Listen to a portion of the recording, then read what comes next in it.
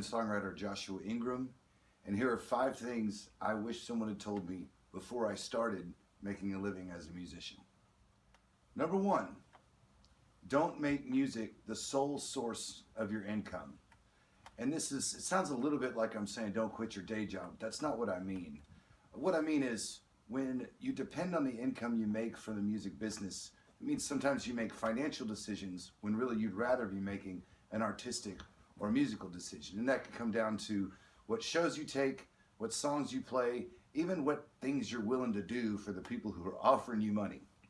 So it just comes down to the longer you can make your art just your art and not not how you feed your family, then you'll have a better ability to just focus on really crafting your song style and your show style and really making it what you want it to be instead of what pays the bills. Number 2, save a percentage. Every week, I take 5% of my income and put it in a separate savings account. The reason I do that is so I can afford to take time off to be with my friends, to be with my family. You know, everybody that I know that works for a company, they have paid time off where they get to go on a vacation and still get a paycheck for it. Well, in the music business, we get paid when we perform and we don't when we don't.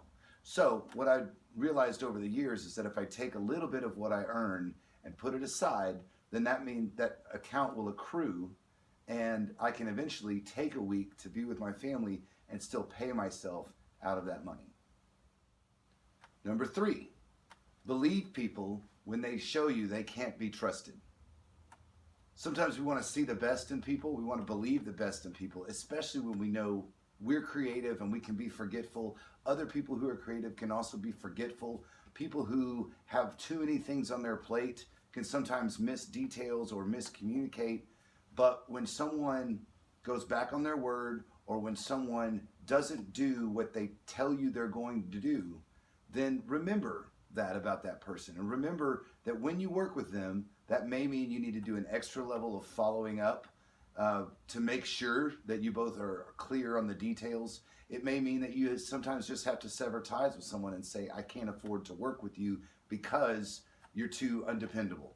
But when someone shows you you can't trust them, whether it's with money, with show dates, with songwriting credits, anything, I know we want to think the best in people, but remember, if someone shows you you can't trust them, let them. Number 4, support other musicians. There are so many singers and songwriters in the market that I work in on a regular basis, and there are so many singers and songwriters across the country and across the world. And sometimes if you listen to someone, they can convince you that we're in competition with one another, especially when we get to enter all of these songwriting contests or battles of the bands or situations where we seem to be pitted to win or lose against other acts. Well, the truth of the matter is we're not in competition with one another. Artists who support one another tend to do a lot better long term, and they also help each other out. I've got several other local musicians that I work with to achieve some common goals, and we tend to all work together and make each other better. Now, the people that want to put you in a contest for a record deal or for a tour contract or for some radio airplay, I understand all of that. That's good publicity for them, and it really helps build the overall business. But don't ever mislead yourself into thinking that you've got to beat another artist at their game, because when we work together and build up the whole, my favorite phrase to use is that a rising tide raises all boats. So support other artists around you. It's important. Number 5, they don't love you, they love the music.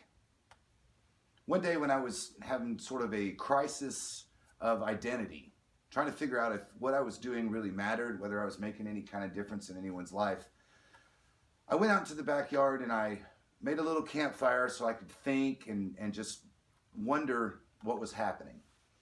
And the idea of the campfire occurred to me.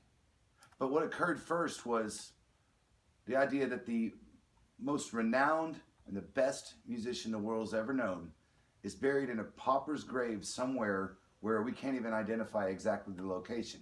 I'm speaking of Wolfgang Amadeus Mozart. We still listen to his music today, but that's what we love. He was so unappreciated in his time that by the time he died, there was no one who would even pay for a proper burial.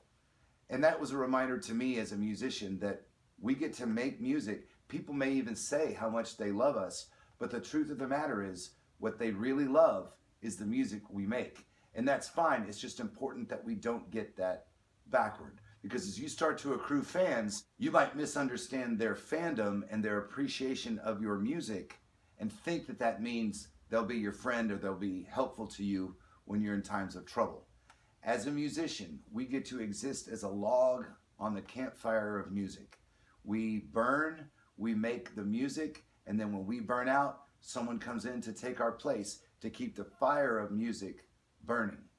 So when you are looking for support and love from someone, don't look to your fans. Look to the people who loved you before you started making music, and look to the people who love you whether you make music or not. That'll be the way you figure out where the true love from people comes from. And your fans, thank them for loving the music, thank them for their support, but don't think they love you.